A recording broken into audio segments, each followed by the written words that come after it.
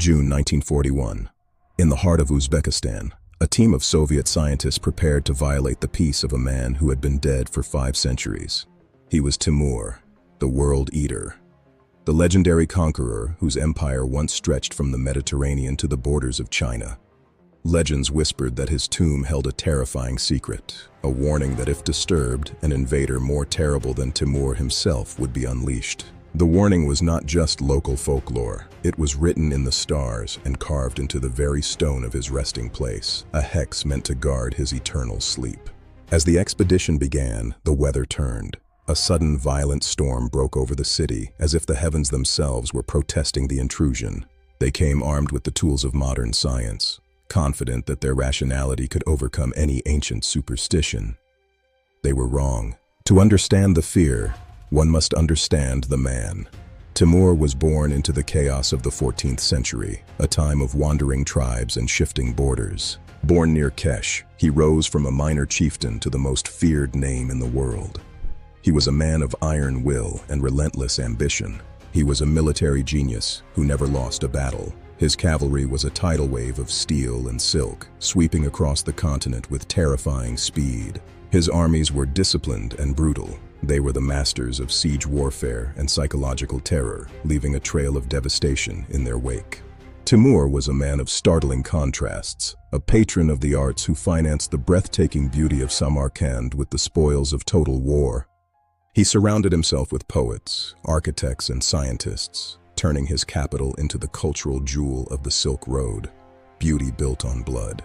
He was responsible for the deaths of 17 million people. That is 5% of the entire human population at the time, a staggering toll.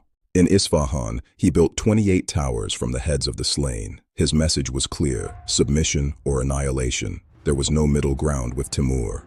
In Delhi, 100,000 prisoners were executed in a single day to ensure his victory. He was a nightmare that the world thought it had buried in 1405. No wall could stop him, no king could defy him.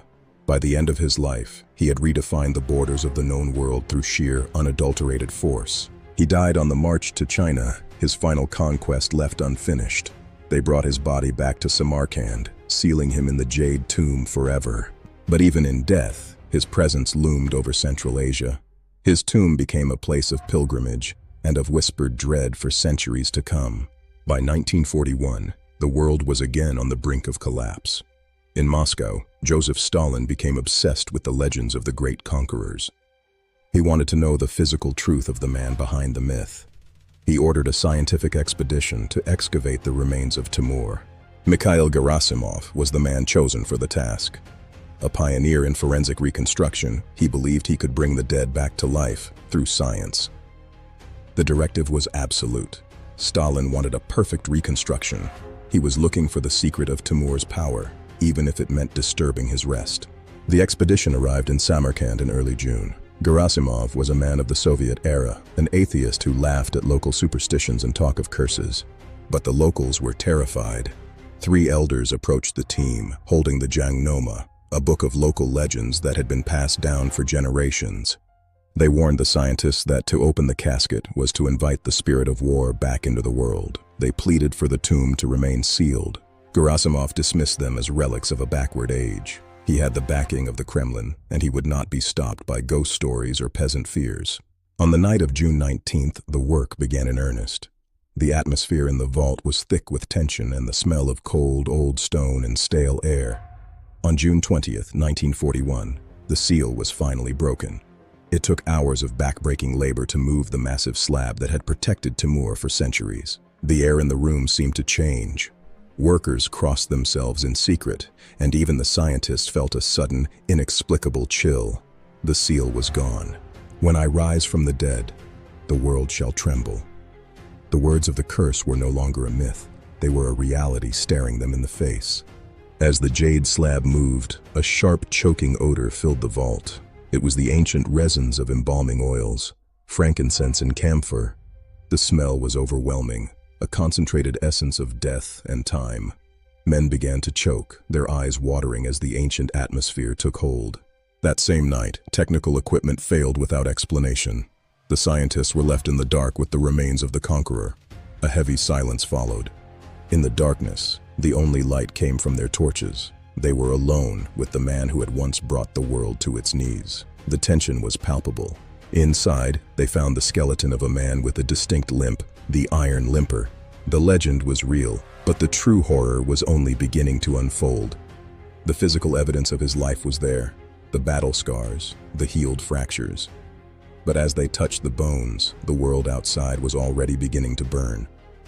2 days later, at dawn on June 22nd, the prophecy materialized with devastating force. The world would never be the same again. Adolf Hitler launched Operation Barbarossa, the largest military invasion in human history. Over 3 million Axis troops crossed the border in a single morning. The invader more terrible had arrived. The Soviet Union was caught completely off guard, facing total annihilation as their defenses crumbled. The speed of the advance was unprecedented. Entire Soviet armies were encircled and destroyed. The heart of the nation was under immediate threat. The devastation was absolute. Villages were leveled, and the soul of the country was being torn apart. The warning of the elders was becoming a horrific reality.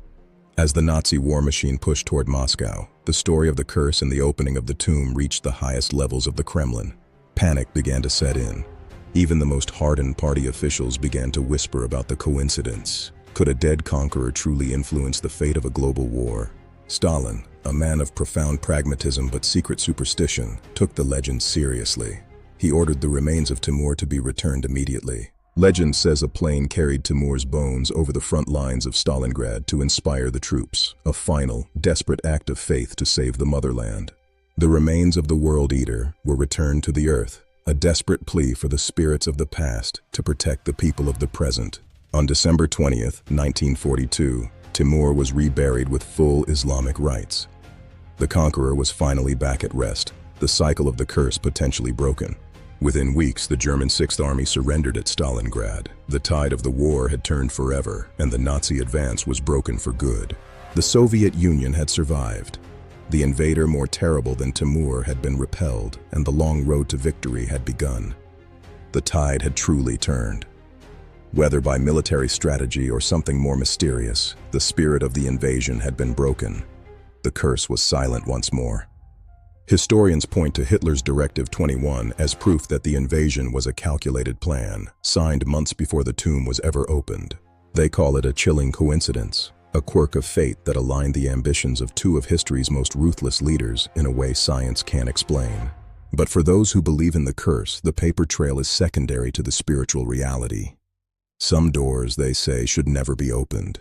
Gerasimov's work was a success. He gave a face to the legend, but he also gave a face to a nightmare that the world would never forget. But for those who were there, the timing remains a haunting shadow, a reminder that some things are beyond our simple scientific explanations. Perhaps the true curse is our own recurring history of conquest and blood, a warning from the past that we still haven't fully learned to heed. History is written in blood, but legends are written in fear.